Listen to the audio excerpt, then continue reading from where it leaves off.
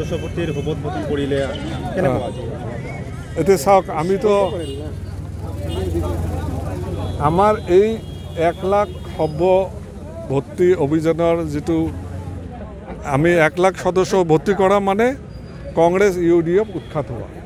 একদম সোজা হিচাপ 1 লাখ সদস্য ভৰ্তি মানে ইউডিএফ দল উৎখাত হোৱা আৰু আমাৰ উদ্বোধনী অনুষ্ঠান আপোনালোকে জানে যিঠিত আমি ঘৰ এই আজি উদ্বোধনী অনুষ্ঠান এটো হল ইউডিএফৰ ঘৰ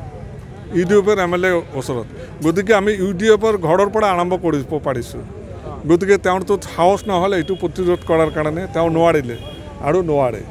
গতিকে এটো ইউডিএফৰ এমএলএ সমুখত আৰু ইয়াৰ পৰা জানি বুজি আমি ইয়াৰ পৰা উদ্বোধনী অনুষ্ঠানটি দিছো যে এটো তেখেতক চ্যালেঞ্জ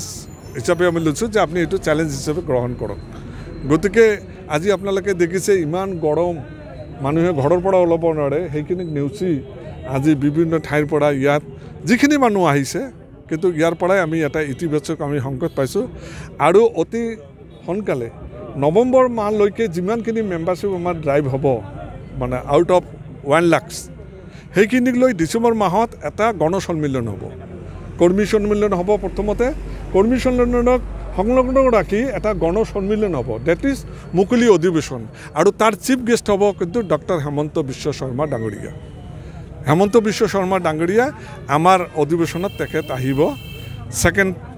প্ৰগ্ৰাম যেটো আমাৰ হ'ব কৰ্মী সন্মিলন আৰু গণসন্মিলন তাতে হেমন্ত বিশ্ব শৰ্মা ডাঙৰীয়া আহিব অতুল বৰা ডাঙৰীয়া কেশৱ মহন্ত অন্তত থাকিবই তাৰ পিছত সেকেন্ডটো থাকিব আমাৰ গোৱালপাৰা জিলা লেভেলত আৰু থাৰ্ড প্ৰগ্ৰামটো হ'ব হাটশিঙিমাৰী মানকচৰ জিলা তিনটা জিলা পৰ্যায়ত আমি